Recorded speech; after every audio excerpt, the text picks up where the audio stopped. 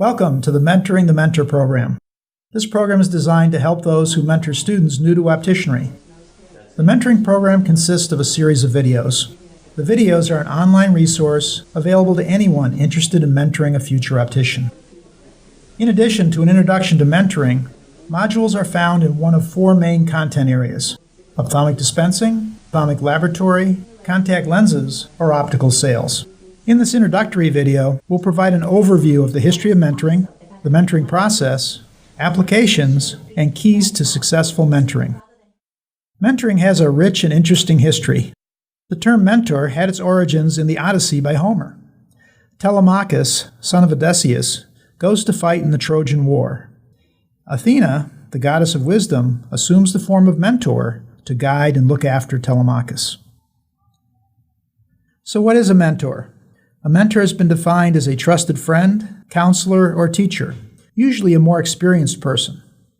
Some professions have mentoring programs in which newcomers are paired with more experienced people in order to obtain good examples and advice as they advance. Optician mentors often have high levels of optical experience and technical skills, but unfortunately, little training in mentoring. Early mentors were the master craftsmen who taught young apprentices to become journeyman opticians and eventually master opticians. The apprenticeship programs were developed by the guilds in the 1600s in Europe. So you might ask, who needs mentoring today? New opticians learning on the job? Participating in a formal apprenticeship program? Or attending a degree program? All need guided, hands-on experience in the workplace. This is an essential component of the learning process. The mentor does not need to be able to teach the theory behind the process, but they must be able to observe, guide, evaluate, and provide constructive feedback. The mentoring process involves guided practice between a mentor or coach and a less experienced learner. The 5 key elements in the mentoring process are modeling, coaching or scaffolding, reflection, articulation, and exploration. Let's look at each of those 5 elements.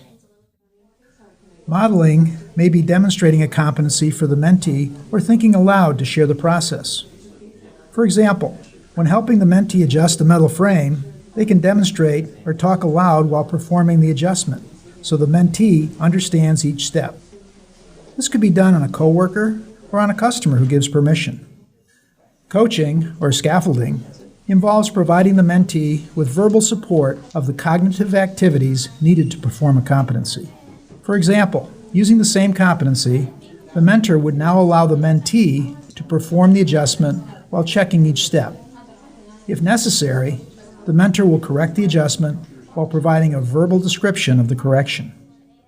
Reflection is where the mentor encourages the mentee to review their performance on a competency. The mentee should think about what worked and what did not work. They should also consider what they need to do next to improve their performance. For example, the mentee should be asked to reflect on the adjustment they just performed.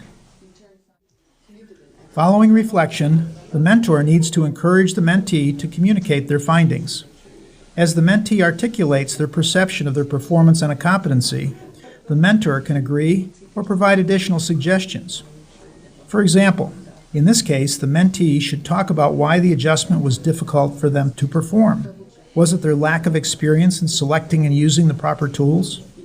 Was it because they did not follow the proper sequence in performing the adjustment steps? Was it due to the patient's unusual features? The mentor will help the mentee identify the areas they need to work on. Exploration gives the mentee room to solve problems on their own. The mentor slowly withdraws some of their coaching and scaffolding support and allows the mentee to perform the competency on their own. This is the point at which the mentee begins to build their problem-solving skills. Mentors must adapt to the mentee, the environment, and the competency being mentored. Some mentees will require more attention to the mentoring elements for competencies outside their comfort zone. They may be quiet, shy, or lack confidence in their ability to perform. The keys to successful mentoring are trust, self-motivation, flexibility, communication skills, and technological skills. The mentoring process itself consists of 4 phases. The first is initiation, or beginning the relationship. Next comes the cultivation, the nurturing of the relationship to create mutual respect and trust. Then we move to separation, or reducing the coaching and scaffolding activities while increasing the mentee's opportunity to explore. And finally, redefinition. This may be the end of the mentoring process or a move to higher level competencies.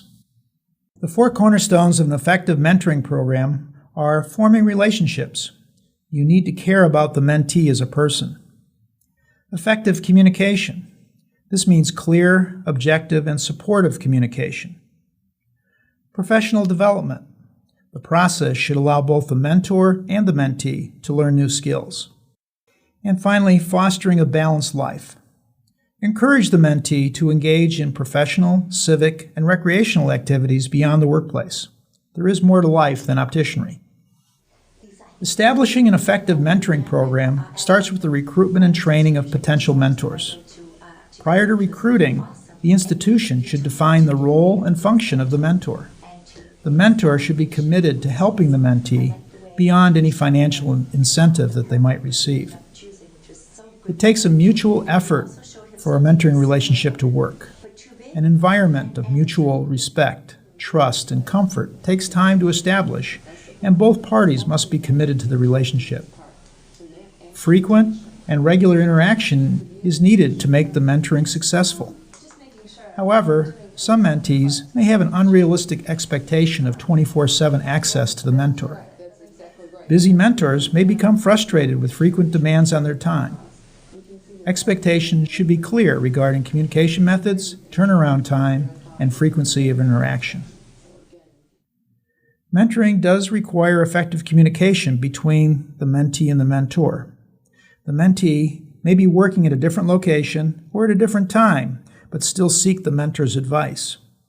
With the expansion of computers and multimedia, virtual mentoring is possible through several vehicles. Mentees can benefit from an asynchronous feedback through email. Synchronous communication can supplement the asynchronous through products like Skype. Without frequent communication, the social aspects of the mentoring relationship may be lost. To summarize, the keys to successful mentoring include a clear definition of the mentor's role, understanding of the desired outcomes when performing a competency, appropriate application of modeling, coaching, scaffolding, reflection, articulation, and exploration, frequent and regular interaction between the mentor and mentee, and mutual respect, trust, and comfort.